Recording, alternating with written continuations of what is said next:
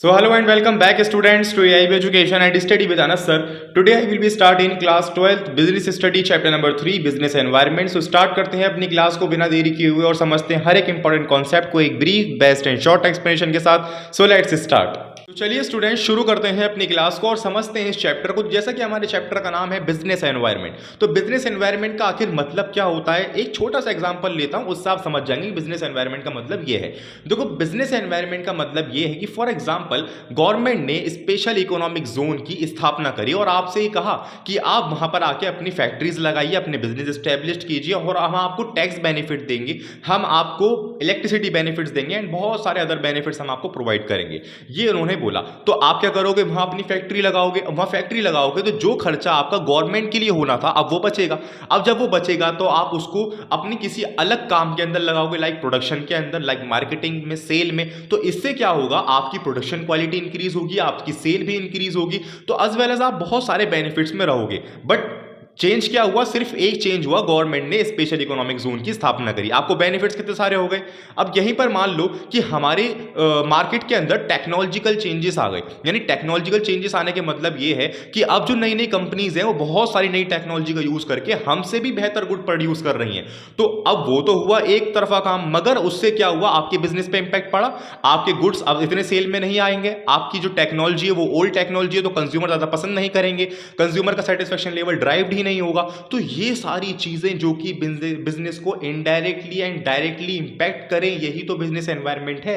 यानी कि all individuals, all institution and other forces is equals to business environment. तो ये हमारे बिजनेस एनवायरनमेंट होते हैं. यानी कुछ चीजें तो ऐसी होती हैं बिजनेस के अंदर जो कि डायरेक्टली इंपैक्ट कर जाती हैं. यानी कि जैसे मान लो आपकी परचून की दुकान है और कोई आपके पास आया कि यार तुम्हारे पास जो चावल लेके गए थे वो बेकार चावल निकले, तुम्हारे पास से जो अनाज लेके गए थे वो बेकार अनाज निकला. तो आप क्या करोगे, आप अपने प्रोडक्ट पे ध्यान दोगे कि मैं जो पीछे से प्रोडक्ट खरीद रहा हूं वो ढंग का है भी या नहीं, जिससे मेरे कंज्यूमर इतनी मुझे शिकायत कह रहे हैं. तो उस कंज्यूमर ने तो आपसे डायरेक्टली आके कहा. तो ये होता है डायरेक्टली इंपैक्ट, यानी कि इंटरनल एनवायरनमेंट जिसको हम बोलते हैं. यानी कि बिजनेस को, जो बिजनेस के अंदर की ही चीजें हैं वो इंपैक्ट करें, वो इंटरनल एनवायरनमेंट होता है. और यहीं पर जो एक्सटर्नल एनवायरनमेंट होता है जो कि बिजनेस के थोड़ी दूर होता है और वो इनडायरेक्टली इंपैक्ट करता है बिजनेस के ऊपर. मगर बिजनेस के एक्सटर्नल एनवायरनमेंट में भी दो कैटेगरी आती है. First of all is micro environment and second one is macro environment. या आपके माइंड में चार्ट बन जाना चाहिए कि बिजनेस एनवायरनमेंट सर ने बताया था कि दो कैटेगरी होती हैं, इंटरनल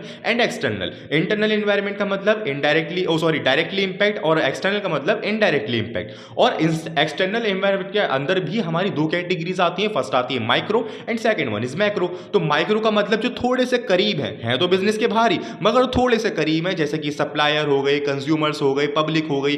और यहीं पर थोड़ी सी दूर, यानी कि वो इतनी दूर है कि कंज्यूमर बिजनेस हमारा उसके ऊपर रेगुलेट ही नहीं कर सकता, यानी कि उसको ठीक नहीं कर सकता. अगर वो चेंजेस हो गए तो उसके बदले हमें अपने अंदर ही चेंजेस करने पड़ेंगे. जैसा कि क्या हो गया, जैसे कि पॉलिटिकल हो गया, टेक्नोलॉजिकल चेंज हो गया, इकोनॉमिक चेंजेस हो गए. तो वैसे चेंजेस माइक्रो एनवायरनमेंट के अंदर होते हैं. अब जरा इनकी डेफिनेशन पे नजर मार लीजिए, आपने नोट डाउन तो कर ही ली होंगी. तो देखो इनकी डेफिनेशन कैसी है. फर्स्ट ऑफ ऑल चार्ट तो पूरा बना लीजिएगा अपना. तो इंटरनल एनवायरनमेंट क्या होता है. Internal environment refer to all factors with an organisation they are under direct control of the business such as employees, management, objectives of business and organisational structure and production capacity etcetera. ये सब business के हाथ में, हम इसको ठीक कर सकते हैं. फिर आता है हमारे पास एक्सटर्नल एनवायरनमेंट. देखो external environment refer to all those factor which present in outside of organisation and business has no control over these factors such as customers, suppliers, public, government, policies, economic condition and technological environment etcetera. They are not control of business. ठीक है. अब देखो जैसे कि मैंने आपको बोला था कि एक्सटर्नल एनवायरनमेंट के अंदर भी दो कैटेगरीज होती हैं. फर्स्ट ऑफ ऑल होता है हमारे पास माइक्रो एनवायरनमेंट. तो these factor is within the organisation and affect an organization operational directly and influence each business with decision making process. For example customers, suppliers, public and marketing intermediaries etc. जैसे मान लीजिए कि आपके पास कोई भी change आ रहा है, आप जो दुकान में सामान रख रहे थे वो नहीं बिक पा रहा, और तभी आपके पास आपका जो बिचौलिया होता है यानी सेल्समैन जो होते हैं वो उसने आगे कहा कि यार भाई साहब मार्केट में ये नया प्रोडक्ट आया, अपनी दुकान पर रखो, क्या पता ये बिक जाए. तो इसीलिए उसने आपकी बिजनेस के ऊपर डायरेक्टली इंपैक्ट किया ना किया, मगर वो कंसीडर किस में किया जाएगा, वो किया जाएगा माइक्रो इन्वायरमेंट के अंदर, ये आप ध्यान रखना। नेक्स्ट आता है हमारे पास मैक्रो इन्वायरमेंट। तो these factor is outside the organisation which have distance relation with business and influence each business with decision making process and decision has no control over, इस पे कंट्रोल नहीं है भैया। These factors government policies, economic conditions, technological environment and legal environment etcetera. So basically अब आपके पूरे completely समझ में आ गया होगा कि आखिर बिजनेस एनवायरमेंट होता क्या है। बिजनेस एनवायरमेंट हम जान लिया, ठीक है, और क्या क्या चीजें होती हैं, all other forces, all individuals, institutions को मिला के बिजनेस एनवायरमेंट बनता है। दो कैटेगरीज होती हैं, इंटरनल एंड एक्सटर्नल। एक्सटर्नल के अंदर दो चीजें आती हैं, माइक्रो एंड मैक्रो, दोनों की सबकी हमने डेफिनेशन लिख ली अच्छे तरीके से। अब हम बात कर रहे हैं कि जो इन्वायरमेंट्स हैं, यानी कि आपने मेरे मुंह से भी कई बार सुन लिया, नोट्स में भी देख लिया कि economic environment, technological, social, public, तो ये सब आखिर हैं क्या, इनकी डेफिनेशन क्या है। तो इनकी डेफिनेशन पर जरा चर्चा करो। देखो इनकी डेफिनेशन पहले हम शुरुआत करते हैं अपने इकोनॉमिक एनवायरनमेंट से। तो इकोनॉमिक एनवायरनमेंट क्या होता है, देखो, this is an external factor of business environment and that affect an organisational financial performance like inflation rate, stock market indices and value of rupees etcetera. यानी इकोनॉमिक एनवायरनमेंट का मतलब ये होता है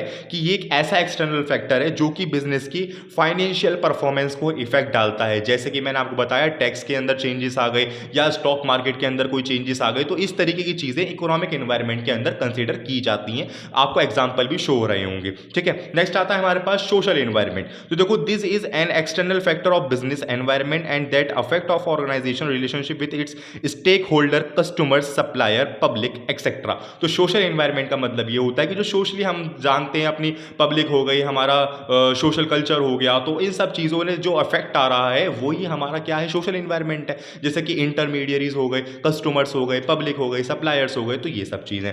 टेक्नोलॉजिकल एनवायरनमेंट क्या होता है, this is an external factor of business environment and that affect of an organisational technology like demand, innovations, new ways of providing goods and services and new methods and technique of operating business. तो जैसा कि मैंने आपको बताया कि technological environment का मतलब यही है कि जो नई नई मेथड्स आ रहे हैं प्रोडक्शन करने की, नई नई चीज़ें आ रही हैं जिससे हमारे कम समय के अंदर ज़्यादा गुड प्रोड्यूस हो रहे हैं, वो भी मोर बेटर क्वालिटी के अंदर, तो वही सब चीज़ों को यूज़ करना ये बहुत ही इंपॉर्टेंट एनवायरनमेंट है और सबसे ज़्यादा इफेक्ट भी यही डालता है गवर्नमेंट के बाद जो डालता है, ठीक है। नेक्स्ट आता है हमारे पास political environment. This is an external factor of business environment and that affect of an organisation condition. Political environment mean is government policy and then attitude of elected government towards business. तो जैसा कि आपको पता है कि अभी फिलहाल में जो हमारे इलेक्शन हुए हैं, तो उस इलेक्शन के अंदर कभी डगमगा चल रही थी, यानी कि सेंट्रल गवर्नमेंट यानी कि बीजेपी है वो जीतेगी या नहीं, और अगर जीत रही थी तो बेसिकली बिजनेस के अंदर काफ़ी इंपैक्ट आता, क्योंकि अगर कोई नई गवर्नमेंट आती तो वो अपने नए मेथड्स लगाती, अपने रूल्स एंड रेगुलेशन लगाती, जिसमें बिजनेस को बहुत ही बड़ा नुकसान झेलना पड़ता है। पहले तो हम पुराने मेथड्स के द्वारा काम कर रहे थे तो उसमें प्रॉफिट में थे, तो इसी तरीके से अब नई गवर्नमेंट आती है तो उसमें तो हम नए मेथड्स को दोबारा लेंगे तो उसमें हमें चेंजेस झेलने पड़ेंगे, तो लॉस भी होगा हमें। तो यही कारण होता है कि इलेक्शन के टाइम पर स्टॉक मार्केट ऊपर नीचे हो जाती है, और वही सेंट्रल गवर्नमेंट दोबारा से जीत जाती है तो स्टॉक मार्केट का पारा बहुत ऊंचा चला जाता है और बिजनेस में लोगों को काफी ज्यादा प्रॉफिट देखने को मिलता है, जो बड़े उद्योगपति होते हैं। यही कारण होता है पॉलिटिकल एनवायरनमेंट का, ठीक है। नेक्स्ट आता है हमारे पास लीगल एनवायरनमेंट। तो the legal environment refer to an external framework of laws and court decision etcetera. For example factories act 1948, industrial disputes act 1947 and the companies act 2013 etcetera. तो court जो है वो तरह तरीके के एक्ट्स निकालता रहता है जिसके द्वारा हमारा बिजनेस रन करता है। जैसे कि एक छोटा सा आप माइंड के अंदर एग्जांपल याद रखो कि प्लास्टिक पॉलिथीन को बैन करना, ये कोर्ट का ही तो ऑर्डर है, तो यही सब चीजें लीगल एनवायरनमेंट के अंदर कंसीडर की जाती हैं। सो स्टूडेंट्स, आज की इस क्लास के अंदर हमने सभी बेसिक्स कवर कर लिए इस चैप्टर के। नेक्स्ट क्लास के अंदर हम बात करेंगे इसकी इंपॉर्टेंस के ऊपर, कैरेक्टरिस्टिक्स के ऊपर एंड अदर इंपॉर्टेंट कॉन्सेप्ट्स के ऊपर। Thank you.